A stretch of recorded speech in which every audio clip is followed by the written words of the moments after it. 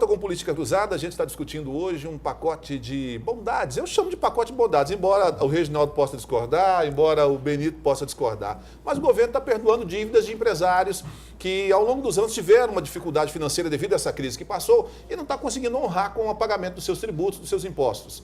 Por outro lado, ele está punindo empresários que pagavam em dia ou que pagam em dia. Mas nós estamos falando, por enquanto, só de empresários, né? Agora eu quero falar com você que está em casa assistindo aí. Você que já comeu o seu pãozinho hoje, já passou a margarina, já tomou café, já leu o jornal, já leu a revista e tal. O que isso tem a ver com você? Você deve estar se perguntando. É um assunto muito complexo, tem a ver com o meu dia a dia? Tem, claro que tem. Sabe por quê? De cada R$100 que você ganhou, quase R$37 foi de pagamento de imposto. Foi pagamento de imposto. E aí, tem a ver com o seu dia a dia? Isso que a gente discute tem a ver com você também. Sabe por quê? Porque quando o governo perdoa uma dívida, não estou dizendo aqui se é necessário ou se não é necessário, não. Estou só analisando a questão. Ele deixa de arrecadar juros e multas e é dinheiro que ele deixa de investir, esse dinheiro, em saúde, em educação, em estradas. Aí sim tem a ver com a sua vida, não tem? Pois é, por isso que esse assunto aqui passa por você também. Vamos voltar, Reginaldo, vamos voltar a essa questão aqui. Você falou em compensação desses tributos.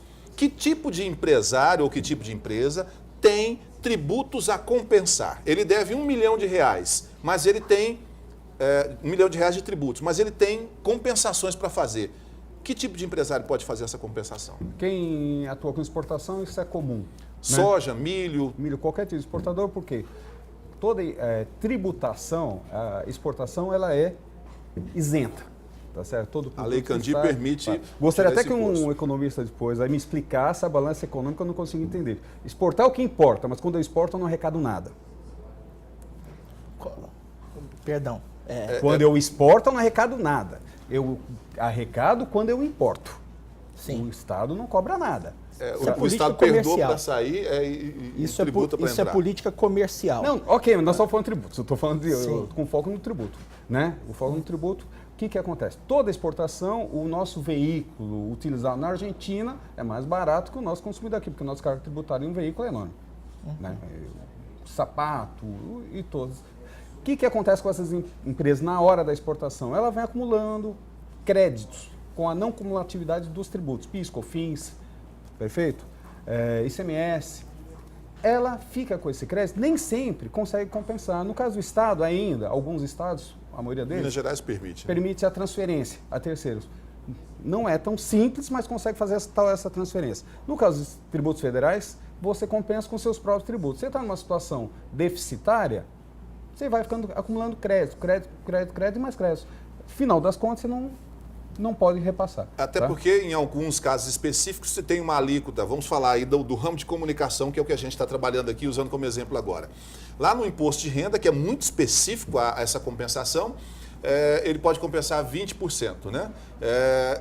Se o governo federal usa o horário eleitoral, permite que a empresa de comunicação, seja rádio, seja TV, possa fazer essa compensação em até 25%. Mas aí quando soma uma alíquota já existente de 20%, ele não pode somar mais 25% e fazer uma alíquota de 45%. Ele fica então com uma alíquota de 20%, dos 25% que ele teoricamente poderia compensar, ele só leva mais 5%.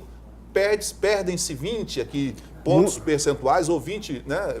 Muito bem colocado. Ele poderia porque o denominado horário eleitoral gratuito, né? Pode ser gratuito para os políticos. Partido, para a empresa de radiodifusão, ela é muito pesada. E também não para o contribuinte.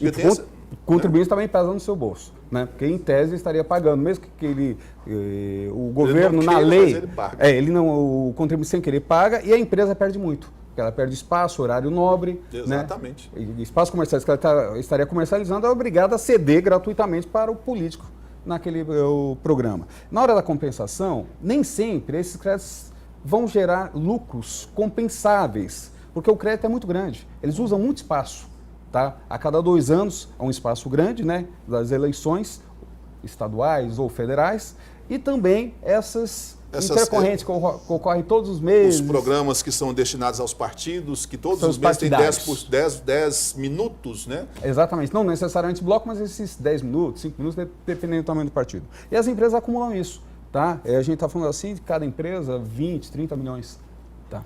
Que fica com esse valor pendente. Eu tenho um tributo a pagar para para a União e tem valor a receber da União. Nada mais justo seria compensar isso daí. Então, quando a gente está falando de compensação, também já está no balanço da União, ou deveria estar, essa dívida que ela tem com o contribuinte. Então, na realidade, não há perda, a mera compensação no balanço dele também. Mas não faz. Não faz, né? Benito, esse cenário, assim, é uma coisa complicada de entender. A gente vai traduzindo para você aí, mas diante do cenário como esse, assim, o governo vai prometendo compensar, vai enrolando, vai empurrando com a barriga e vai enrolando o empresário, vai enrolando o contribuinte, a pessoa que está em casa, porque não tem de onde sair dinheiro, a não ser do bolso, meu, seu, dele, de quem está em casa, né, do empresário, mas também do vendedor lá do carrinho de cachorro-quente, se ele está legalizado, se não está também na informalidade, ele precisa comprar produtos para repor o que ele vende. Então tem imposto o tempo todo. Como o governo vai conseguir um dia fechar essa conta, ou não fecha? É muito difícil, por quê? Uma reforma tributária, ela é vazia se você não encarar ela do ponto de vista de uma reforma do próprio Estado, né, da própria estrutura estatal, que é agigantada. Então, hoje o Brasil tem aí sobreposições de impostos, uma complexidade tributária que é terrível, né? Às vezes a pessoa está irregular com a receita e não sabe nem que está, né? Porque o tamanho da complexidade disso, o custo de se obter essa informação é muito alto. E isso é cômodo, né? Isso, de certa forma, tem gente ganhando muito com isso. O Estado é o primeiro, né? Por quê? O governo ele é um grande monopólio, né? Ele tem duas capacidades de monopólio. A primeira é de definir a sua própria renda de forma impositiva, através dos impostos. No Brasil, isso é 36%, 37% do PIB. A segunda é de imprimir dinheiro para pagar a sua própria despesa, né? E transferir essa conta para o assalariado através da inflação. Então, o governo, sempre que ele se coloca em uma situação de risco, ele opta pelas alternativas mais fáceis e acaba asfixiando a sociedade. A mais fácil é sempre imposto. A mais fácil é sempre imposto. Pelo menos tem sido assim desde 1990. A nossa carga tributária era, em 1991, 22% do PIB e hoje é 37% do PIB. Ela cresceu 15% do PIB. E aí eu pergunto para você que está em casa, os serviços públicos cresceram nessa mesma proporção?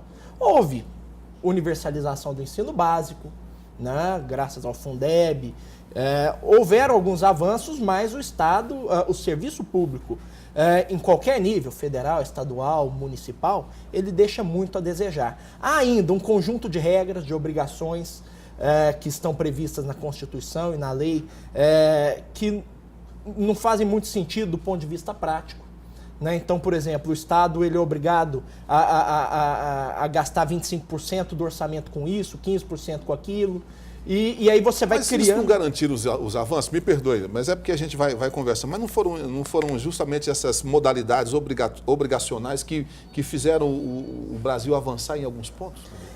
Até certo ponto. Eu vou te dar um exemplo aqui. Eu tive prestando consultoria certa vez em um município. E era um município pequeno.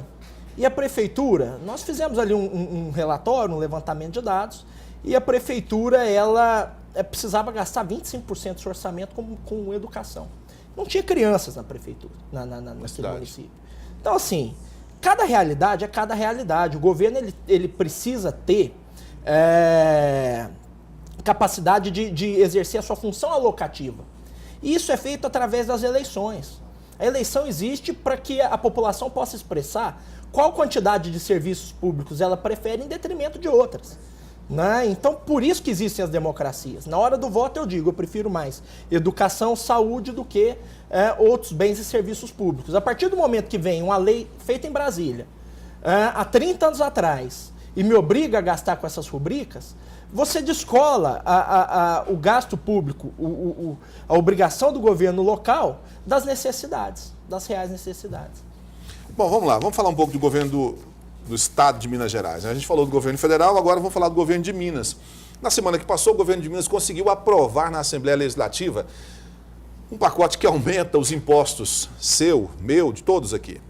Você tem carro? Você tem moto movida a gasolina? Pois é, a partir de janeiro, quando você for ao posto de combustível, você vai pagar um pouco mais caro na gasolina, um pouco mais caro no etanol, no álcool. Por quê? As alíquotas foram majoradas, elas cresceram, ou vão crescer, né, por a lei que foi aprovada, de gasolina de 29% para 31%, álcool de 14% para 16%. IPVA, você tem uma picape cabine dupla? Você tem uma picape de cabine estendida? Pois é, você vai pagar 1 ponto percentual a partir do ano que vem a mais. Ah, mas 1 ponto percentual é pouca coisa. Não é não, sabe por quê? Hoje você paga 3 pontos percentuais, ou 3% do valor do seu veículo. Se você acrescer aí mais 1 ponto, vai mais ou menos equivaler a 25% do valor que você pagou de IPVA esse ano. Se você pagou R$1.000 de IPVA esse ano, contente-se, você vai pagar 1.250 o ano que vem. É só para você ter uma ideia de como é que o governo está lidando com essas questões. E por que o governo fez isso? Porque ele também criou um refis aqui em Minas Gerais, nos moldes do governo federal, para arrecadar mais ou menos 1,5 bilhão de dívidas que os empresários, e não só empresários, mas o contribuinte, pessoa física também tem, gente que devia IPVA, por exemplo. Aqui ele usou um argumento interessante, ele disse o seguinte, olha, eu vou ter que aumentar o imposto porque eu não posso, de acordo com a Lei de Responsabilidade Fiscal, abrir mão de receita. Benito Salomão, tem razão? É verdadeira essa afirmação do governo ou não? Ele está usando um artifício para conseguir aprovar o que ele queria, que era o aumento de impostos. Eu penso que o governador está buscando uma narrativa, né, para poder justificar o aumento de impostos. Primeiro porque ele não está abrindo mão de receitas. Né? Você perdoar juros e multas é diferente de você perdoar receitas, perdoar tributos. Ou seja, aquele valor que se deve de tributo, ele permanece. Ele permanece. Só não vai se cobrar o juro e multa. Exatamente, porque tanto não faz sentido que o pacote de refis do governo federal, ele não vem acompanhado de aumento de tributos.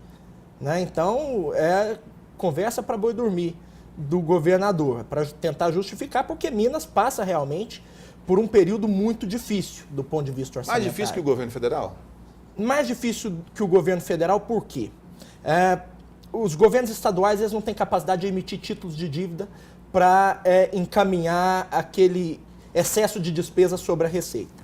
Minas mais ainda, porque é um estado cuja arrecadação depende muito do comportamento do ciclo de commodities, que são produtos como minério, alimentos... Soja, milho, essas coisas. Que são produzidos aqui, cujo preço internacional vem aí pelo menos desde o final de 2012, 2013, em rota de queda. Né? E não há perspectiva de recuperação disso aos níveis dos anos 2000, é verdade, no período futuro, pelo menos a curto prazo. Então, Minas ela vem passando por um processo de queda real da arrecadação, principalmente do ICMS. Junte-se a isso a estrutura de gasto público que, por exemplo, Minas já ultrapassou em muito tempo o limite da Lei de Responsabilidade Fiscal com gasto com pessoal. E é um gasto que você não corta. Né? Você, uma vez que você contrata um funcionário público, ele tem estabilidade constitucional. Então, o governador está amparado no guarda-chuva da calamidade financeira para não responder pelos problemas jurídicos que isso levaria. Né? Mas ele está tentando fechar essa conta de uma forma equivocada, que é pelo lado das receitas. O ministro Levi tentou fazer isso em 2015 e foi um enorme fracasso. E ele está tentando fazer isso, pelo menos desde quando assumiu. Não é a primeira vez que a alíquota de ICMS de alguns produtos, inclusive da gasolina e do álcool, acontece em Minas Gerais. Então, ele está aumentando depois de já ter aumentado no passado.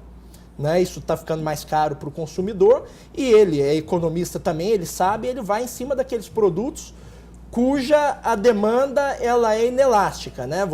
O consumidor não tem como fugir muito daquilo.